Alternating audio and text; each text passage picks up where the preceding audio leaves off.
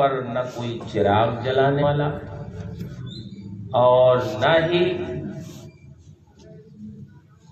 بلبل گانا گانے والے، چہچہانے والے، نہ کسی پروانے کا پر یہاں جلتا ہے کہ کوئی شمع جلے تو پروانے آئے، لیکن جو اللہ والے ہیں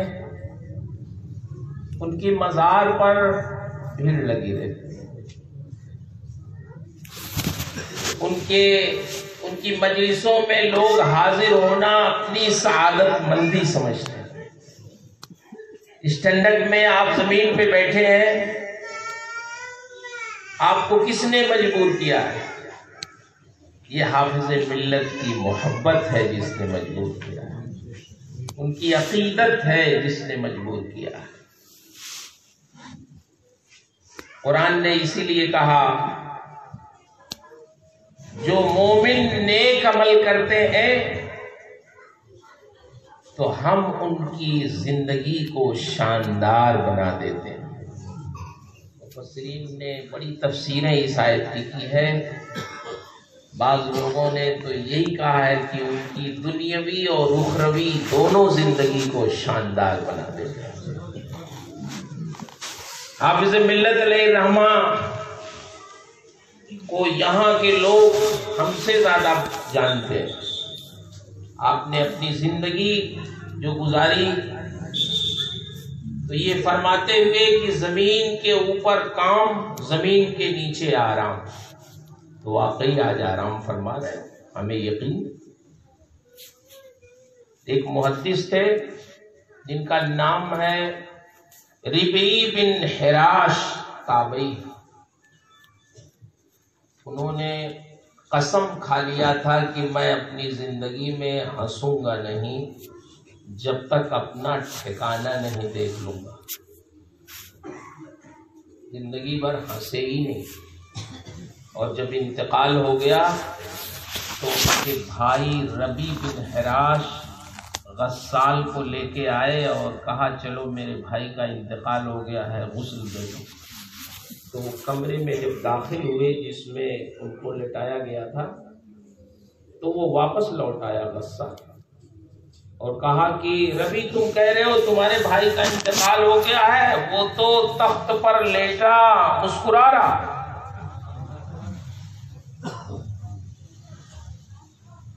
تو بھائی نے کہا ممکن ہے، کیونکہ اس نے قسم کھا لیا تھا کہ میں زندگی میں کبھی ہنسوں گا نہیں جب تک اپنا ٹھکانہ نہیں دیکھ لوں گا، تو ممکن ہے مرنے کے بعد اس نے اپنا ٹھکانہ دیکھ لیا ہو، اس لیے وہ مسکرا رہا۔ پوری آبادی میں شور ہو گیا کہ ربیعی مرنے کے بعد بھی مسکرا رہے ہیں، اختلاف ہو گیا لوگوں میں، ایسا کیسے ہو سکتا ہے؟ ہر زمانے میں لوگ رہتے ہیں بڑی مشکل سے مانتے ہیں۔ کچھ لوگوں نے کہا ایسا کیسے ہو سکتا ہے کہ مرنے کے بعد کوئی مسکرائے؟ کچھ لوگوں نے کہا نہیں، ممکن ہے زندگی بھر وہ ہنسے نہیں تو اللہ نے ان کو یہ موقع دیا ہو۔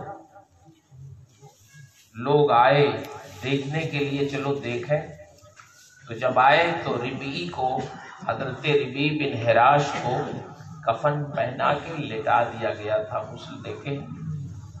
تو انہوں نے کفن سے ہاتھ باہر کر کے کہا السلام علیکم ورحمۃ اللہ وبرکاتہ۔ لوگوں نے کہا وعلیکم السلام ورحمۃ اللہ وبرکاتہ، اتتکلم بعد الموت؟ ربیع کیا دیکھ رہے ہیں؟ مرنے کے بعد بھی آپ گفتگو کر رہے ہیں؟ انہوں نے کہا نعم اتکلم بعد الموت، ہاں مرنے کے بعد میں بات کر رہا ہوں۔ لوگوں نے پوچھا یہ بتاؤ مرنے کے بعد رب نے تمہارے ساتھ کیسا سلوک کیا؟ تو ربیع بن حراش نے کہا کہ لقینی ربی غیر غضبان فی روح و ریحان، میرے رب سے ملاقات ہوئی اس حال میں کہ میرا رب مجھ سے راضی ہے۔ پھر کچھ اور پوچھنا چاہا لوگوں نے، انہوں نے کہا آپ زیادہ بات نہ کرو، میرا جنازہ جلدی سے پڑھو، سید الانبیاء میرا انتظار کر رہے ہیں۔ جنازہ پڑھ کے دفن کر دیا گیا۔ کچھ لوگ ام المومنین حضرت عائشہ صدیقہ رضی اللہ تعالی عنہا باحیات تھی، آئے، ان کا دروازہ کھٹکھٹایا، پوچھا ام المومنین آج ایک عجیب بات سننے میں آئی، دیکھنے میں آئی کہ ربی مرنے کے بعد گفتگو کر رہے ہیں، کیا ایسا ہو سکتا ہے؟ تو ام المومنین نے ارشاد فرمایا، ہاں، ہمارے آقا و مولا صلی اللہ علیہ وسلم نے ارشاد فرمایا کہ رجل من امتی یتکلم بعد الموت۔ سید الانبیاء نے فرمایا ہے میری امت کا ایک شخص مرنے کے بعد بھی کلام کرے گا۔ ربی نے رسول اللہ صلی اللہ علیہ وسلم کی اس حدیث کو سچ کر دے گا۔ جو اللہ والے ہیں، اللہ تعالیٰ ارشاد فرماتا ہے ان کی زندگی کو ہم شاندار بنا دیتے ہیں، ان کی دنیاوی زندگی، ان کی اخروی زندگی۔ حضور حافظ ملت علیہ الرحمہ انہی اللہ والوں میں سے ہیں۔ اور ایک شاعر ہیں فخر الدین عراقی، شعر باستہ میں ہم لوگ ایک شعر پڑھتے تھے، بعالم ہر جگہ درد و علم بود، جمع کردند و عشقست نام کردند۔ دنیا میں جہاں کہیں بھی، انہوں نے اپنے انداز سے لکھا کہ دنیا میں جہاں کہیں بھی درد، علم، تکلیف تھی، اس کو اکٹھا کیا اور اس کا نام لوگوں نے عشق رکھ دیا۔ یہ انہوں نے اپنی شاعری کے حساب سے لکھا۔ لیکن حضور حافظ ملت علیہ الرحمہ کی زندگی کو جن لوگوں نے دیکھا، سنا، سمجھا، صحبتیں پائی، ان کا کہنا ہے اخلاص، اخلاق، تقوی، پرہیزگاری، للہیت، خلق خدا کی خدمت، طلبہ پر شفقت، ان ساری چیزوں کو اکٹھا کر دیا جائے تو اسی کا نام حافظ ملت ہے۔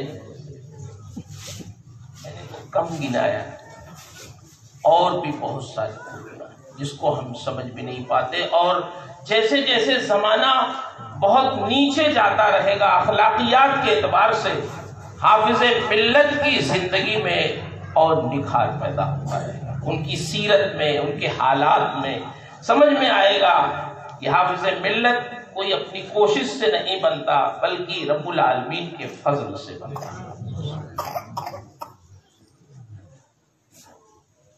آپ غور کریں، کبھی کبھی وہ استاذ کو اپنے شاگرد سے تنگی ہونے لگتی ہے، جب استاذ کا شاگرد کا بڑا ذکر ہونے لگتا ہے، واہ واہی ہونے لگتی ہے، تو کبھی کبھی وہ استاذ بھی تنگی محسوس کرتے ہیں، میرا تو کوئی نام ہی نہیں ہوگا۔ لیکن حضور حافظ ملت علیہ الرحمہ تصوف کے اس اعلیٰ معیار پہ تھے۔ جب ان کی زندگی کو آپ دیکھیے تو اندازہ لگتا ہے کہ تصوف کے بڑے اعلیٰ معیار پہ آپ فائز تھے۔ حضرت سری سقطی کی مجلس میں ایک شخص آیا اور اس نے کہا کہ حضور کیا مرید بھی پیر سے افضل ہو سکتا؟ بڑا اہم سوال کیا۔ حضور کیا مرید بھی پیر سے افضل ہو سکتا ہے؟ تو انہوں نے کہا ہو سکتا ہے، جیسے میرے مرید جنید بغدادی بیٹھے ہیں، یہ انہوں نے کہا جیسے میرے مرید جنید بغدادی یہ مجھ سے افضل ہے۔ یہ سننا تھا جنید بغدادی کے جسم پر کپی تاری ہو گئی اور ٹھاس بن گئی، زارو قطار رونے لگے۔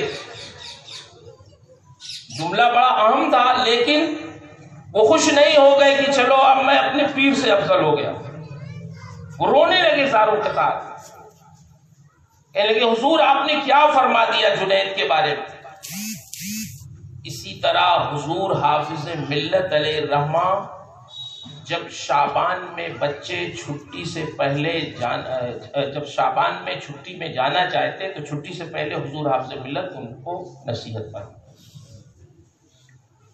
طلبا کی نصیحت میں آپ نے بہت کچھ فرمایا، اور یہ بھی ایک جملہ فرما دیا کہ باللہ العظیم مولانا حافظ عبدالرؤوف صاحب مجھ سے علم میں پڑھ کر، یہ جملہ فرما دیا۔ تو حافظ عبدالرؤوف صاحب علیہ الرحمہ کے بارے میں لکھا ہے کہ وہ ایسے اکرو بیٹھے تھے اور اپنا سر گھٹنے پہ رکھا اور زار و قطار ویسے ہی رونے لگے جیسے جنید بغدادی سری سنتی کے سامنے رو رہے تھے۔ انہوں نے کبھی اپنے اس جملے کو نہیں دہرایا۔ بزرگان دین لکھتے ہیں کہ اگر کسی مرید نے اپنے پیر سے اپنے کو افضل سمجھ لیا یا اپنے شاگرد نے اپنے استاد سے اپنے آپ کو افضل سمجھ لیا تو فیض کا دروازہ وہیں بند ہو جایا کرتا ہے۔ حافظ ملت علیہ الرحمہ کے اندر وہ وسعت ظرفی تھی، وہ اخلاق تھا، اور لوگوں کو تو نوازتے ہی تھے، اپنے شاگردوں کے لیے بھی اس طرح کے جملے وہ ارشاد فرماتے تھے۔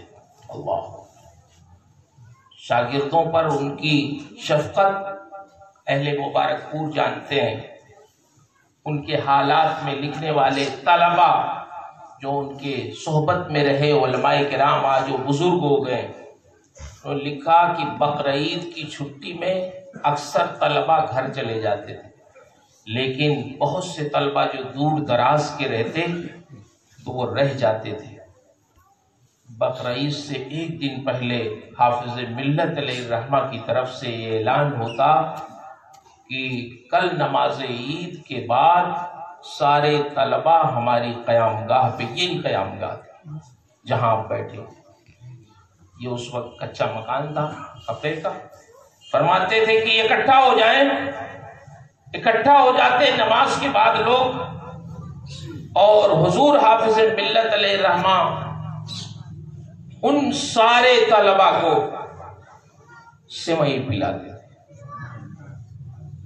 آپ غور کریں، یہ سیوئی پلانا آپ سمجھتے کوئی معمولی، یہ اس اعتبار سے دیکھیے یہ حافظ ملت ان کو کیوں پلاتے تھے؟ ظاہر بات ہے کوئی دوسرا بھی پلا سکتا تھا، لیکن یہ شفقت تھی کہ اپنے ماں باپ سے دور ہیں تو ان کی دوری کا احساس تھوڑا کم ہو جائے، ان کو بھوک لگی ہوگی، ان کی بھوک بھی کچھ مٹے گی، محبت کا اظہار بھی ہوگا، گھر سے دوری کا جو احساس ہے وہ احساس نہیں ہوگا۔ اس بنیاد پر حضور حافظ ملت ان کا خیال فرماتے۔ میں نے اپنے درس میں کچھ باتیں ایسی کہیں، ایک بات ابھی جلدی کی بات ہے، یار تم لوگ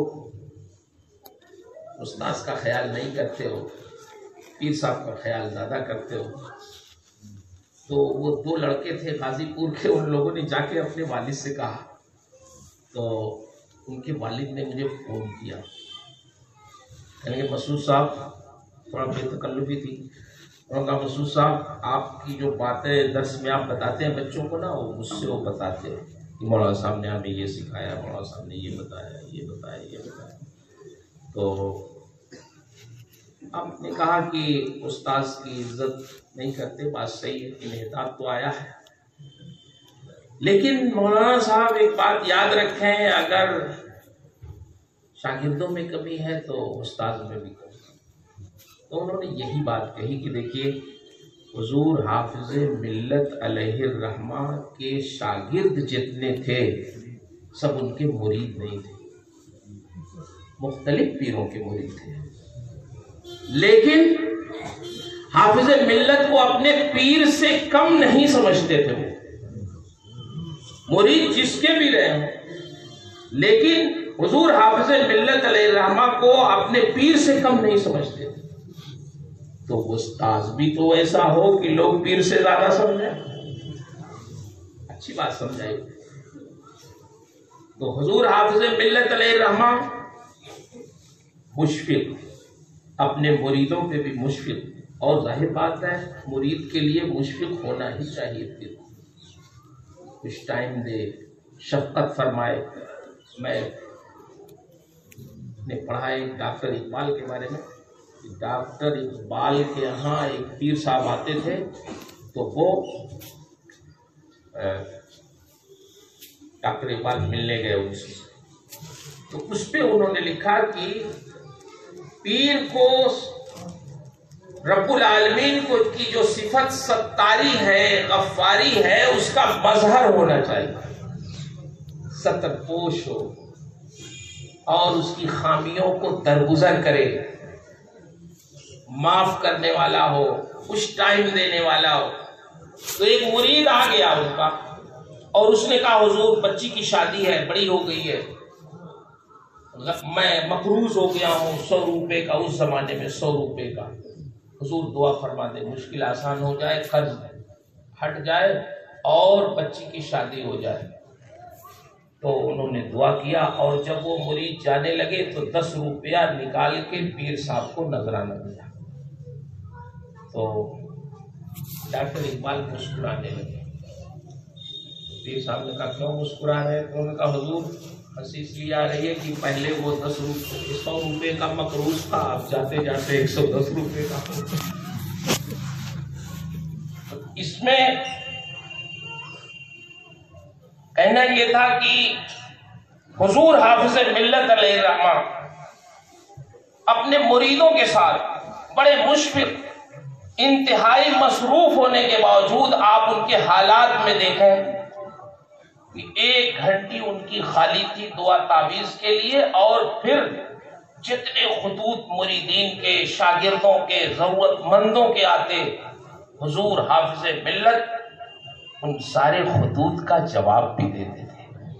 ایسا نہیں کہ کسی کے خط کا جواب نہ ہو، ہم لوگ تو فون نہیں کر پاتے ضروری، حضور حافظ ملت جواب لکھتے، اگر کوئی جوابی پوسٹ کارڈ نہیں بھی دیتا تو درجنوں پوسٹ کارڈ ڈاک خانے سے خریدوا کے خود پتہ لکھ کر، اردو میں پتہ لکھ کر اس کا جواب لوگوں کو ضرور دیتے تھے۔ کوئی ایسا نہیں کہ اس نے خط لکھا ہو حافظ ملت علیہ الرحمہ کو اور حافظ ملت علیہ الرحمہ نے اس کے خط کا جواب نہ دیا۔ یہ لحاظ حضور حافظ ملت علیہ الرحمہ فرماتے تھے۔ آج ہم اور آپ حضور حافظ ملت علیہ الرحمہ کے عرس کی پہلی تقریب میں حاضر ہیں، تو ضرورت ہے اس بات کی کہ حافظ ملت کا جو اوصاف تھے، ان اوصاف کا کچھ حصہ اللہ ہمیں بھی عطا فرمائے، اس کے لیے دعا فرمائے۔ یہ اس کی تقریبات اسی لیے ہوتی ہے کہ جہاں بزرگوں کا فیض ہمیں ملے، وہیں حافظ ملت کے فیضان میں سے ان کی زندگی کے کچھ نمونے بھی، کچھ حصے بھی ہمیں ملیں، کہ تاکہ ہماری زندگی میں بھی نکھار پیدا ہو۔ حضور حافظ ملت علیہ الرحمہ نے اپنی زندگی، یہ تقریریں، یہ مجلسیں حضور حافظ ملت کے ذکر میں کوئی اضافہ نہیں کر سکتی، ان کے ذکر کے لیے تو جامعہ اشرفیہ ہی کافی۔ یہ سب تو ہم لوگ اپنی سعادت کے لیے ذکر کر رہے ہیں، اپنی سعادت مندی کا اظہار کر رہے ہیں، اپنی محبتوں کا اظہار کر رہے ہیں۔ حافظ ملت ہمارے ان ذکر کے محتاج نہیں ہیں، بلکہ ان کا ذکر جامعہ اشرفیہ سے ہو رہا ہے، ان کے شاگردوں سے ہو رہا ہے، ان کی صحبت میں رہنے والے بزرگان دین سے ہو رہا ہے، ان کے شاگردوں میں بڑے بڑے علماء، بڑے بڑے ائمہ، بڑے بڑے مقررین، بڑے بڑے پیران طریقت، مدرسوں کے بڑے بڑے منتظمین آج پائے جاتے ہیں۔ ان کے ذریعے سے حافظ ملت کا ذکر ہوتا ہے، درخت اپنے پھل سے پہچانا جاتا ہے۔ حضور حافظ ملت علیہ الرحمہ مبارک پور میں آئے تو صرف ایک مدرس کی حیثیت سے نہیں آئے، 12 18 کتابیں وہ منتہی طلبہ کو پڑھاتے، لیکن صرف طلبہ ہی کو نہیں پڑھاتے تھے، بلکہ حضور حافظ ملت قصبے کے لوگوں کو بھی پڑھاتے تھے۔ اس وقت قصبے کی جو کیفیت تھی آپ مجھ سے زیادہ جانتے ہیں، اہل سنت و جماعت میں کوئی عالم دین نہیں تھا، لوگوں میں زندگی گزارنے کے سلیقے نہیں تھے. جامع مسجد حضور حافظ ملت گئے جمعہ کے لیے، استنجا خانہ دروازے کے کنارے پہلے ایسے ہی غیر مرتب تھا اور بہت زیادہ اونچا نہیں تھا. اتفاق سے غیر اختیاری طور پر حافظ ملت علیہ الرحمہ کی نگاہ استنجا خانے پہ پڑی اور کچھ باہر لوگوں پہ پڑی، تو دیکھا کہ لوگ اپنے گھٹنے کھول کر، اپنی ران کھول کر استنجا کر رہے ہیں. حافظ ملت علیہ الرحمہ نے وہیں ڈانٹا اور پھر مسجد میں گئے اور طہارت پہ تقریر فرمائی. مسجد میں جمعہ کے خطبے میں طہارت پہ تقریر فرمائی. الطہارت و شطر الایمان کو اپنا موضوع بنایا اور بڑی وسیع تقریر جس میں ڈانٹا بھی، محبت سے سمجھایا بھی، اور پھر حدیث اور قرآن کی روشنی میں بڑی بلیغ تقریر فرمائی. آج مبارک پور میں تہذیب ہے، مبارک پور میں تمدن ہے، مبارک پور کے لوگ بڑی اچھی زندگی گزار رہے ہیں، تو اس میں حافظ ملت کی تربیت کا بہت اہم دخل ہے اس وقت. اور یہی نہیں کہ صرف تربیت ہی فرمائی، ان کے فیضان کی جو برکتیں ہیں. مبارک پور میں جو مکانات تھے، جو گلیاں تھیں، مکانات بھی کچے تھے لیکن معیشت بھی ایسی نہیں تھی. لیکن اہل مبارک پور کا کوئی عقیدہ ہے کہ جب سے حضور حافظ ملت آئے، جامعہ اشرفیہ کی خدمت ہم نے کی، تب سے اللہ نے ہمیں دنیا میں سرخرو فرما دیا. تو حافظ ملت علیہ الرحمہ کا احسان صرف علماء ہی پہ نہیں ہے، طلباء ہی پہ نہیں ہے، جہاں اور دنیا اسلام پہ ہے بالخصوص اہل مبارک پور پر ہے. اس میں کوئی شبہ نہیں ہے کہ جامعہ اشرفیہ کی تعمیر میں اہل مبارک پور کی دولت لگی ہے، آپ کا وقت لگا ہے، آپ کی محبتیں لگی ہے. بلا شبہ اس کی تعمیر و ترقی میں آپ کا خون پسینہ شامل ہے. لیکن آپ اس کو کبھی نہ بھولیں کہ میر کارواں کی حیثیت سے جس شخص نے یہ ذہن دیا، جس نے تربیت کی، آپ کا ذہن بنایا، یہ سب حضور حافظ ملت کا فرض اور کرم ہے. نعرہ تکبیر، نعرہ رسالت، حضور حافظ ملت، نعرہ تکبیر. اس لیے یہ ہم لوگوں کا فریضہ ہے ان کو یاد کرنا، ان کی محبتوں کا ذکر کرنا، ان سے محبت کرنا، ان کے اہل و عیال سے محبت کرنا، ان کے عقیدت مندوں کی عزت کرنا، قدر کرنا، اس میں آئے ہوئے زائرین کی عزت کرنا. یہ ہم سب اہل مبارک پور کا فریضہ ہے. اللہ سے دعا ہے رب تبارک و تعالی ہم سب کو توفیقات خیر سے نوازے. حضور حافظ ملت کا فیضان جو ان کے نسبی جانشین حضور عزیز ملت سے جاری ہے، اور ان کے روحانی جانشین جو ان کے شاگردوں سے جاری ہے، ان کے عقیدت مندوں سے جاری ہے، ہمارے اساتذہ سے جاری ہے. رب العالمین ان تمام فیوز و برکات کو ہم سب پہ عام و تام فرمائے. جامعہ اشرفیہ جو حافظ ملت کی سچی یادگار ہے، اللہ تبارک و تعالیٰ اس کو نظر بد سے بچائے اور اس کی ترقی کے لیے غیب سے اسباب پیدا فرمائے. اہل مبارک پور کو اور تمام دنیا اہل سنت کے لوگوں کو سرخرو رکھے، ان کی خدمتوں کی دنیا آخرت میں جزائے خیر عطا فرمائے. حضور عزیز ملت کی عمر میں، صحت میں برکتیں عطا فرمائے، ان کا سایہ عاطفت دراز رکھے ہم لوگوں پر. وآخر دعوانا الحمدللہ رب العالمین. استغفر اللہ ربی من کل ذنب واتوب الیہ. السلام علیکم.